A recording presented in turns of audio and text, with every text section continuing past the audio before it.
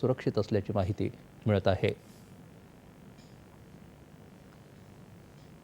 काश्मीरमधल्या दहशतवादी हल्ल्याच्या पार्श्वभूमीवर पर्यटकांना आणि पीडितांना मदत करण्यासाठी केंद्रीय नागरी हवाई वाहतूक मंत्री राम मोहन नायडू यांनी त्वरित पावलं उचलली आहेत.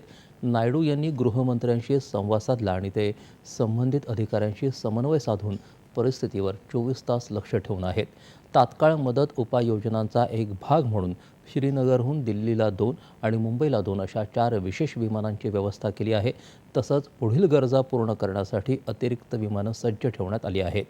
राम मोहन नायडू यांनी सर्व विमान कंपन्यांसोबत तातडीची बैठक घेतली आणि वाढीव दरवाढीविरुद्ध कडक सूचना जारी केल्या. या संवेदनशील काळात कोणत्याही प्रवाशावर भार पडणार नाही याची खात्री करून नियमित भाडे पातळी राखण्याचे निर्देश विमान कंपन्यांना देण्यात आले आहेत. त्यांनी महाराष्ट्राच्या उपमुख्यमंत्र्यांशीही चर्चा केली आणि पर्यटकांच्या सुरक्षित परतीसाठी आणि राज्य अधिकाऱ्यांशी समन्वय साधण्यासाठी पूर्ण सहकार्य करण्याचं आश्वासन दिलं. मंत्र्यांनी आंध्र प्रदेशचे मुख्यमंत्री चंद्राबाबू नायडू यांच्याशीही चर्चा केली आणि त्यांना परिस्थितीची माहिती दिली. काश्मीरमध्ये अडकलेल्या तेलुगू लोकांच्या सुरक्षित परतीसाठी मदत आणि समन्वय साधण्यासाठी दिल्लीतल्या आंध्र भवन इथं एक विशेष मदत कक्ष स्थापन करण्यात आला आहे.